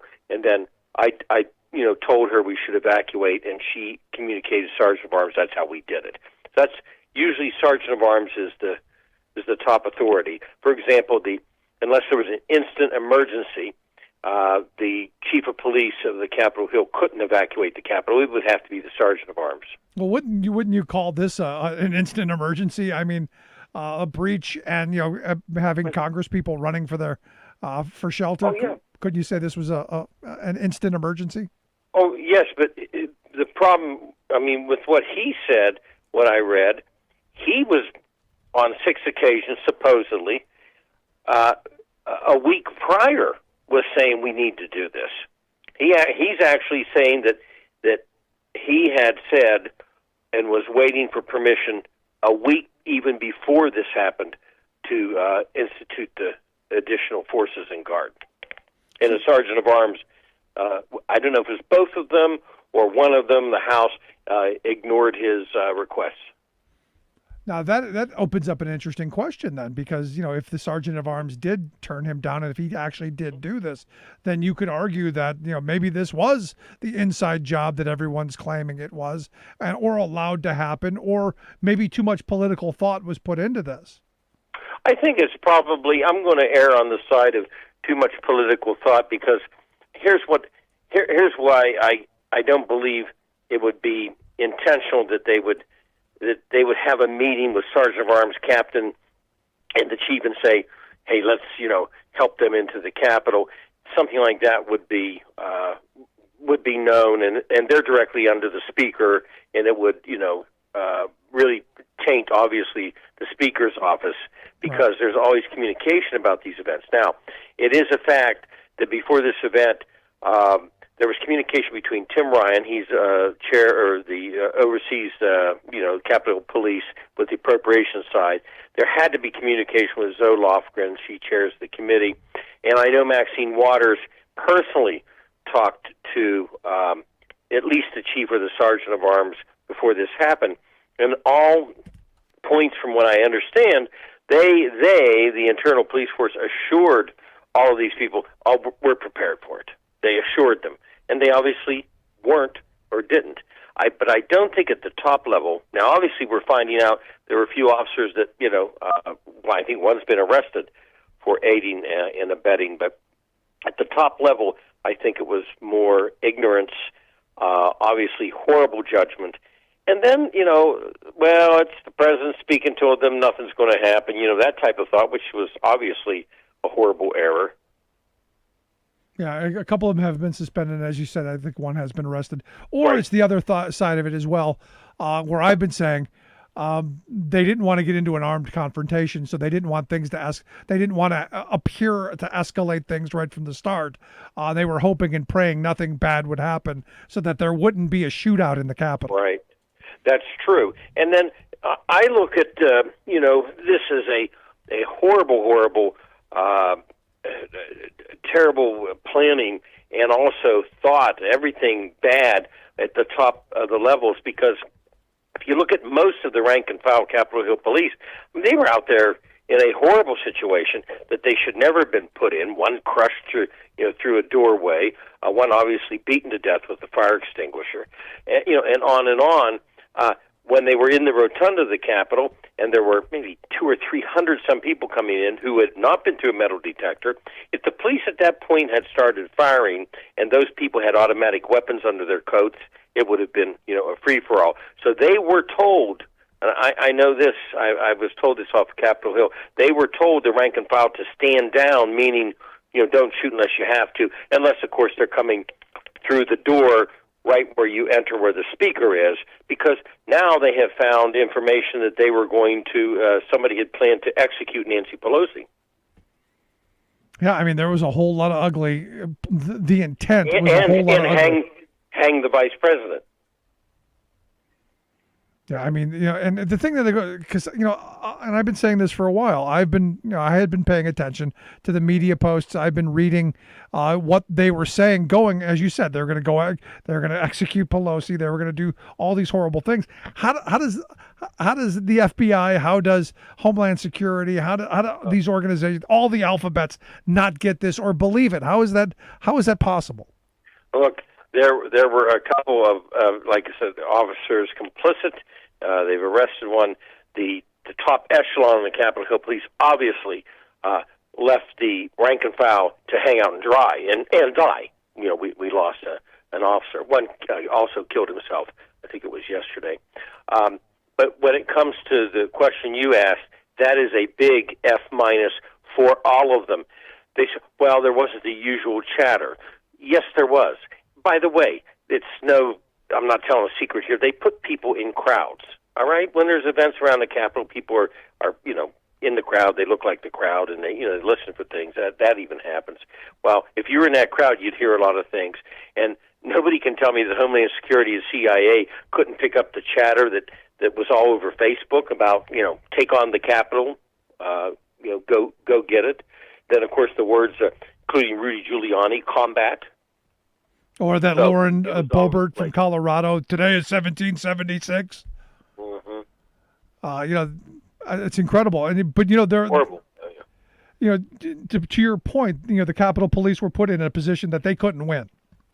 They were absolutely not. The rank and file couldn't win. They were screwed and basically trying to protect themselves. And I look at this the video that's going around social media right now. This Officer Eugene Goodman, who is an absolute hero and basically saved our Senate from this crazy mob by basically leading this crazed mob into an area away from where the senators were. Right. The first duty of the Capitol Hill Police is not the building. When something happens, the first duty are the members and staff in that building to get them to safety. 911 was the same way. When the plane we were told was headed to the Capitol, first duty is to get to safety, and that's what the officers were doing. But as far as people coming up the steps, because once the steps are breached, they're done.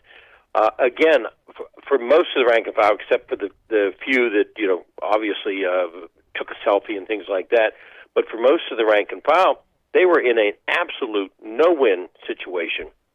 I'm shocked more of them are not actually dead. No. And that's a failure at the top of the food chain from, the captain, sergeant of arms, and again, like you said, Homeland Security, CIA, et cetera. And then I'm wondering, CIA and Homeland Security are controlled by the White House.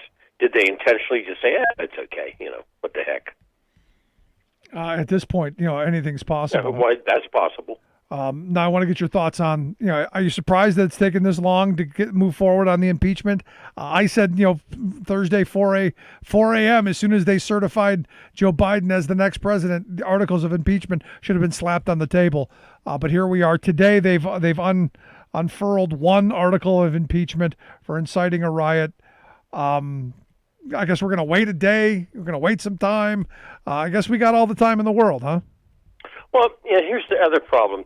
A statement was made yesterday that if the House passes this, then the Senate should act 100. Listen to this: the Senate should act 100 days after Biden's in office.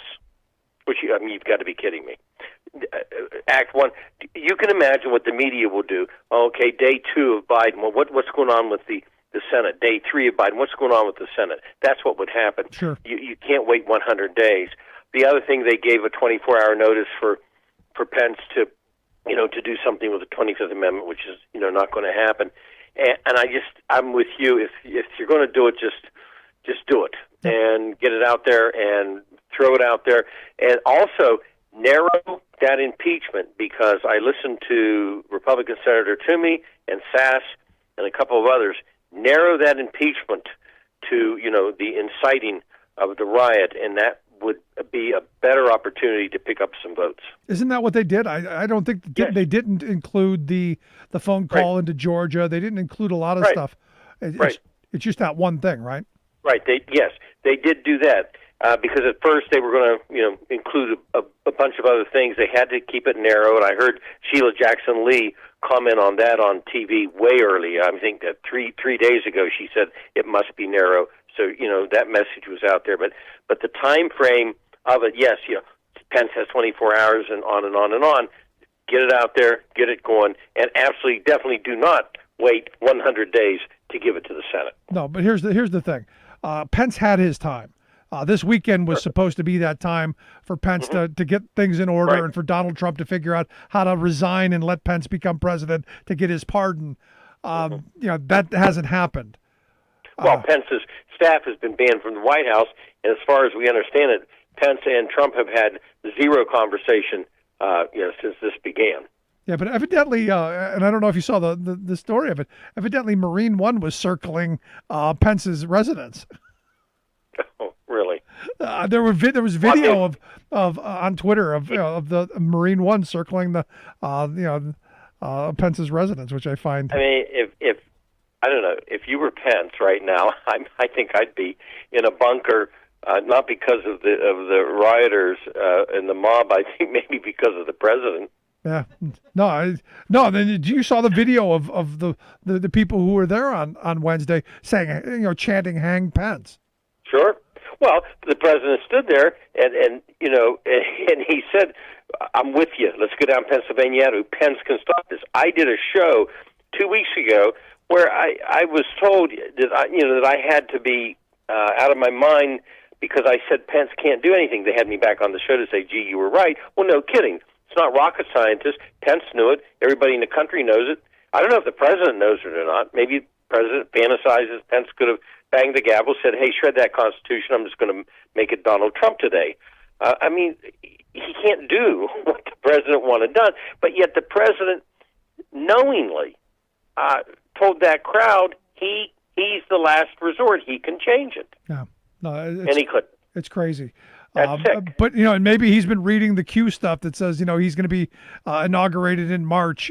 And have you seen all this craziness that Biden's not going to be inaugurated, and if he is, it's not going to matter because we're moving inauguration day back to March because FDR screwed it up.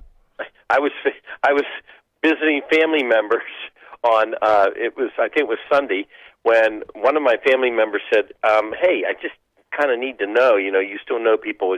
Does the electric go off tonight at midnight? And are people actually stocking up on food? And I said, well, good luck if they are. Because the stores are going to be open tomorrow. That was circulating around Facebook on Messenger that electric was going to go off. They were going to arrest somebody in Italy, and Canada was under martial law, and on and on and on. Jeez, it's unbelievable. That surfed around, and people actually asked me about it. No, it's crazy. It's crazy the things that people are led to believe. Oh, yeah. And it comes back to, there's this call by conservatives right now to do away with Section 230 of the Decency Act, which has been what's protected them to be able to say all of these crazy things. I'm kind of coming around to the idea maybe we do need to repeal it and clean up some of the insanity that's out there. Well, it's going to be all over the board for the next year about social media anyway, of what social media is going to do, how much should they police, do they police? I mean, it's just going to be continuous. That's going to be a debate we'll be talking about for the next year and how far they should go with it. And then people say, well, it's a private platform. Yes, it's a private platform, both Twitter and Facebook, but when people come on and they say things like, let's organize and hang the vice president or execute Speaker of the House, and privacy stops there. But shouldn't that, here's where my mind goes, because I'm a personal responsibility party, and the Republican Party used to believe in personal responsibility, if I remember right? Right. I'm of the mindset that, when someone like Lauren Boebert goes out and says something really stupid, like today's 1776, and inciting a riot, that there should be some liability to her. There should be some consequence. You can't go into a crowded theater and yell fire. You shouldn't be able to say, hey, let's go hang Mike Pence. There's got to be something that restrains our ability to say whatever the hell we're thinking whenever we want without fear of reprisal. No? Right. I mean, the greatest point is, you can't go to, you got freedom, but you can't go to a theater and yell fire. You made the greatest point. And another example, Rudy Giuliani. The New York Bar Association should strip him of his law license.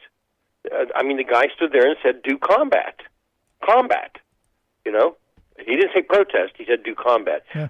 So all along the way here, anybody that helped to incite this, I think they do have personal responsibility. Yeah, last question I've got for you. In looking at Wednesday's event, how vulnerable? You've been in this position, and you're one of the most knowledgeable people I know.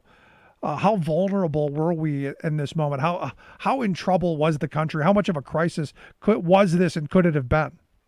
Oh, it was huge. We were to the point. This could have continued. They could have went down into the. And by the way, I don't want to give away anything here, but when they say quote secured areas, it was a matter of time wherever they had most of these people that they could be gotten to. Okay, if they're in that Capitol building, or if somebody decided to set fires, what were they going to do? There's no, 3 floors underground and an escape tunnel out. So yes, we were very, very vulnerable, and I look at this horrible situation on a note that we were lucky it wasn't worse than it was. We are lucky there weren't staff and members killed. Very, very lucky. Yeah, because to be honest, there were people there who were whipping people into a frenzy, and I'm waiting to hear how many people take the mob defense. Well, I was amped up in the moment, and because they've tried that in the past, that when crowds get together, people do things that they probably wouldn't have done individually. I'm waiting for that defense, or it was all Trump's fault, which is kind of what we're hearing right now. As far as I'm concerned, it was so dangerous. We almost had. They could have gotten into other areas of the Capitol, taken members and staff as hostages. Remember, the guy had the hand straps he was carrying. Yeah. All they had to do was take one room full of hostages, get past 1 or 2 people, and they were armed, and this would have been a big time worse situation, no doubt about it. Everybody they can find out that went into that building, they ought to prosecute him to the full extent. I'm not talking about misdemeanor trespassing. I'm talking about felony jail time. There you go. I'm right there with you. Bob, I appreciate the time, man. Thanks so much. Thank you, Rick. Thank you.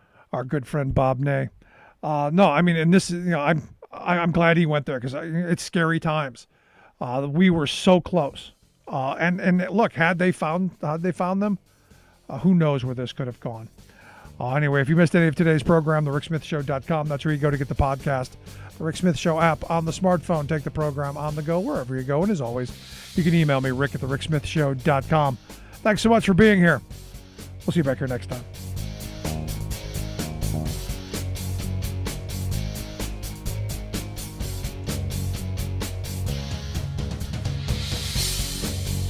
You've been listening to The Rick Smith Show. Email Rick at rick@thericksmithshow.com. Until next time, this has been The Rick Smith Show, where working people come to talk.